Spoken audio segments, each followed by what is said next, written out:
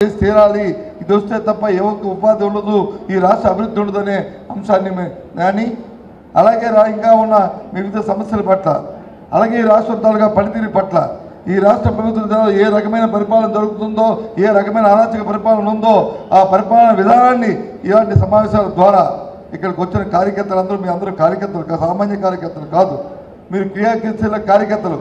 ఒక్కొక్కరు ఒక గ్రామాన్ని, ఒక మండలాన్ని, ఒక నియోజకవర్గాన్ని ప్రభావితం చేసే వ్యక్తులు ఇక్కడ కూర్చున్నవారు మనందరం కూడా.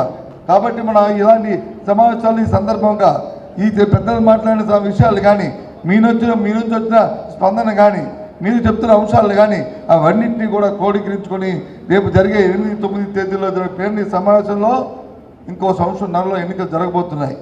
ఆ ఎన్నికల్లో మన పార్టీ తాలూకా విధానాన్ని, మనం ఏ విధానాన్ని అవలంబించాలి, ఏ విధానమైన నిర్ణయాన్ని మనం ప్రకటించాలి, మన నాయకుల ద్వారా ఏ మాటలు మనం మాట్లాడి రాష్ట్రంలో ఉండాలనేది ఆయనకు అవగాహన రావడానికి రేపు సమావేశం జరుపుకోవడానికి ముందుగా ఈ సమావేశం అని చెప్పి మీ అందరికీ మనవి చేస్తున్నాను. ఆ నేపథ్యంలో ఇవాళ ఆఖరిగా ఈ 12 జిల్లాల్లో సమావేశాలు అయిపోయినాయి. ఇవాళ 13వ ఆఖరిగా జరుగుతున్న సమావేశం ఇవాళ మన కృష్ణా జిల్లాలో జరుగుతుంది. మరి కాబట్టి ఇది ఆఖరి సమావేశంలో మీ అందరూ కూడా మీ తాలూకా ఉత్సాహాన్ని, మీ తాలూకా పట్టుదలని చూపెట్టి మీ అందరికీ కూడా ఇదే పట్టుదలని, ఇదే ఉత్సాహాన్ని మన ముందు అందరికీ మన ముందు ఒక బాధ్యత, గుర్తున్న బాధ్యత ఉంది. ఆ బాధ్యత ఏంటంటే రేపు జరిగే ఎన్నికల సంగ్రామంలో పూర్తిగా మనం విజయం సాధించాలి, ఈ వైఎస్ఆర్సీపీ అధికారం రావాలి, జగన్మోహన్ రెడ్డి ముఖ్యమంత్రి అవ్వాలి, అదే మన జయంగా ప్రతి ఒక్కరు కూడా మనం శపథం పురాలని మీ అందరికీ కూడా మనవి చేస్తున్నాం. చాలామంది చెప్తున్నారు, ఎందుకు జగన్మోహన్ రెడ్డి గారు సీఎం అవ్వాలి, ఎందుకు ఈ రాష్ట్రంలో వైఎస్ఆర్సీపీ అధికారం రావాలి, అధికారం వస్తే తప్ప జగన్మోహన్ రెడ్డి గారు బతకలేరా, అది అధికారమే ధ్యేయమా అని చెప్పి ప్రతిపక్షాలు అడుగుతున్నాయి. మేము చెప్తున్నాం, మాదొక రాజకీయ పార్టీ కొన్ని సిద్ధాంతాలు, కొన్ని ఆశయాలు, కొన్ని ఉద్దేశాలు ఉంటాయి. మేమేమి సన్యాసులు కాదు, ముక్కు మూసుకొని ఎక్కడో హిమాలయ పర్వతాలలో తపస్సు చేసుకుని ఉండడానికి మేము సన్యాసులు కాదు. మీ రాష్ట్రంలో ఉన్న ఒక బాధ్యత వ్యక్తులుగా, ఈ రాష్ట్రంలో బాధ్యత ప్రతిపక్ష పార్టీగా మా బాధ్యతగా ఇవాళ రాష్ట్రంలో ఉన్న పరిపాలన ఒక అరాచక పరిపాలన, ఒక నైవంచన పరిపాలన, ఒక దోపిడీ పరిపాలన ఇవాళ జరుగుతుంటే ఏ వర్గానికి కూడా మరి వారందరికీ కూడా ఎక్కడా కూడా సంతృప్తికరమైన విధానం లేకుండా పరిపాలన జరుగుతుంటే ఎవరైతే బలం ఉందో, ఎవరికైతే అధికారం ఉందో వారి రాష్ట్రాన్ని దోచుకుంటుంటే చూస్తూ ఊరుకోవాలని చెప్పి మేము అడుగుతున్నాం. వాటికన్నిటికీ అడ్డుకట్ట వేయడానికే, ఆ పరిపాలన నుంచి ఈవేళ దుష్ట పరిపాలన నుంచి తెలుగుదేశం పార్టీని పాలన తోడడానికే మళ్ళీ ఆ మహానాయకుడి పరిపాలన ఆ రోజు రామరాజ్యం ఏదైతే ఏదైతే సంక్షేమ రాజ్యంగా ఆ రోజు పేరుందో ఆ సంక్షేమ రాజ్యం తీసుకురావాలంటే ఆ మహానాయకుడి కుమారుడు జగన్మోహన్ రెడ్డి నాయకత్వంలో మళ్ళీ వైఎస్ఆర్సీపీ అధికారం రావాలని శపథం పూరాలని మీ అందరినీ కూడా కోరుతున్నాను. అందుకు కావాలి ఇవాళ వైఎస్ఆర్సీపీ అధికారం రావాలి.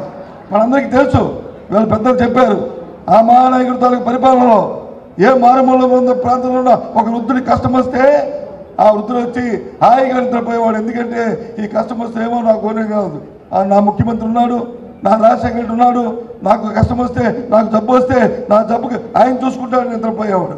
ఆ పరిపాలన కావాలి ఇవాళ రాష్ట్రంలో. కానీ ఎక్కడా కూడా అలాంటి కనుచూపు మేరలో లేదు. ఇవాళ ఎవరికి కూడా ఒక సంతృప్తి లేదు, ఒక ధైర్యం లేదు పరిస్థితుంది. ఏ ఎవరికైనా చదువుకోవాలనుకుంటే ఆ తండ్రి వచ్చి కూలి పని చేసుకుంటే ఆ కూలి పని చేసుకున్న సందర్భంలో నాకెవరు ఫీజు కడతాడు, మంచి నేను చదువుకోలేను, నేను కూడా మా తండ్రిలాగా కూలి చేసుకోవాలనుకునే ఆ కుర్రవాడు కాదు. ఈ రాష్ట్రంలో నా ముఖ్యమంత్రి ఉన్నాడు, మా అన్నున్నాడు, రాజశేఖర్ ఉన్నాడు, నాకు కడతాడు ఫీజు, నన్ను చదివిస్తాడని ఆ రోజు ఏదైతే నిబ్బరంగా ఉన్నాడో ఆ రాజ్యం కావాలి ఇవాళ మనకి. ఆ రాజ్యం రావాలంటే ఇవాళ జగన్మోహన్ రెడ్డి ముఖ్యమంత్రి అవ్వాల్సిన అవసరం ఉన్నది. కాబట్టి ఇవాళ మనందరి దగ్గర ఉన్న బాధ్యత. అంతేకాదు మన దోపిడీ మనం చూస్తున్నాం. ఇవాళ ఈ రాష్ట్రంలో ప్రభుత్వం ఒక గ్రాఫిక్ ప్రభుత్వం. గ్రాఫిక్స్ అంటే మనకు తెలుసు, సినిమాలో ఏదైతే లేదు ఉన్నట్టుగా ఉన్నది లేనట్టుగా చూపెట్టి ఏదైతే భ్రమలు కల్పిస్తారో అలాంటి భ్రమల ప్రభుత్వం ఇవాళ ముఖ్యమంత్రి కల్పిస్తున్న పరిస్థితులు ఇవాళ ఉన్నాయి. ఎక్కడా కూడా ఒక చిత్తశుద్ధితో ఒక చెప్పిన మాట తీర్చిన పాపాన పోలే. 3 సంవత్సరాలు అయింది.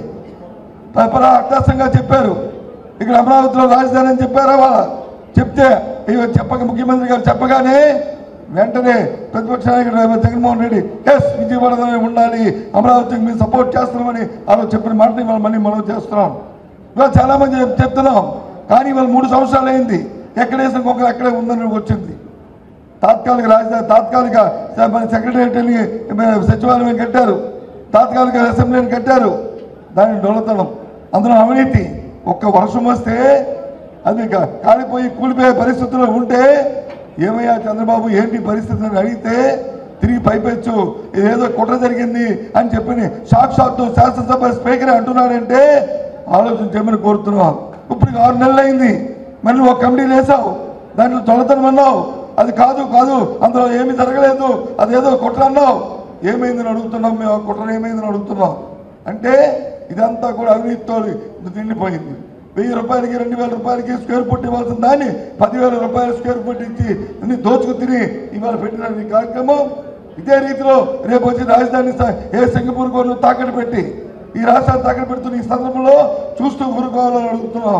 అందుకోసం మనం వచ్చి ఈ ప్రభుత్వాన్ని వ్యతిరేకిస్తున్నాం. అందుకే మళ్ళీ ఆ సంక్షేమ రాజ్యం జగన్మోహన్ రెడ్డి గారి నాయకత్వంలో రావాలని కోరుతున్నాం అనే విషయాన్ని ఈ సందర్భంగా మనం చేస్తున్నాను.